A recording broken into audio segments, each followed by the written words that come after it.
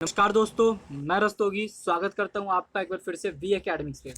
इस वीडियो में हम पढ़ने वाले हैं क्लास 9th की मैथ्स का फर्स्ट चैप्टर। इसका नाम है संख्या पद्धति। ये इस वीडियो का पार्ट 1 है जिसमें हम प्रश्नावली 1.1 करने वाले हैं। तो चले आइए हम 1.1 शुरू करते हैं। हमारा प्रश्नावली 1.1 का हमारा पहला क्वेश्चन आता है कि क्या शून्य यानी 0 एक परिमेय संख्या है?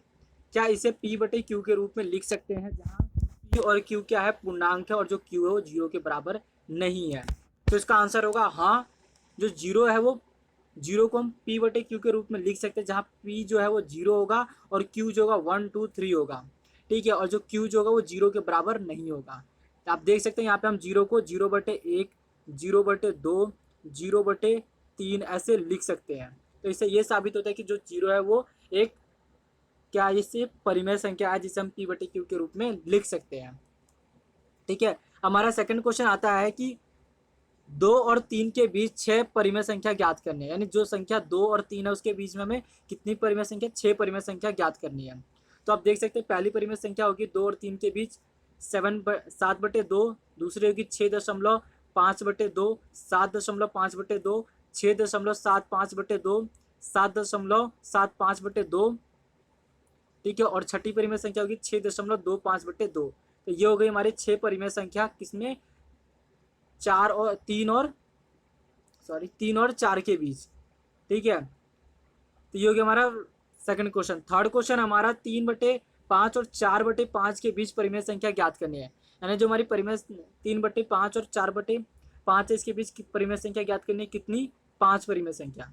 तो देखते हैं यहाँ पे इसका आंसर है, ये रहा इसका हल। 3/5 और 4/5 के बीच 5 परिमेय संख्या ज्ञात करनी है। तो देख सकते हो, जो 3/5 है उसको हम भाग करेंगे, 3 को 5 है तो उसका आंसर आएगा 0.6 है। ठीक है, और 4 0.6 1 भी आ सकता है, 0.60, और 4 को हम 4 से भाग करेंगे तो 0.80 आएगा। इसी तरह से अगर हम तो इसका परिमेय संख्या होगा 0.61, 0.62, 0.63, 0.71 और 0.72। यानी 0.60 और 0.68 के बीच की सारी संख्याओं में से हम कोई भी 5 संख्याएं लिख सकते हैं जो कि 3/5 और 4/5 के बीच आने वाली है। ठीक है, तो ये हो गया हमारे कितने, थर्ड क्वेश्चन भी हो गया। हमारा फोर्थ क्वेश्चन आता है। फोर्थ क्वेश्चन हमारा कि निम्नलिखित कथन सत्य है, कारण सहित उत्तर दीजिए। तो पहला क्वेश्चन है, प्रत्येक प्राकृतिक संख्या पूर्ण संख्या होती है। तो इस पहले पूर्ण संख्या और प्राकृतिक संख्या जानते देखते क्या होते हैं। देखिए, जो संख्या 0 से स्टार्ट होती है ना, 0 1 2 3, तो इन सबको हम क्या कहते हैं, पूर्ण संख्या कहते हैं।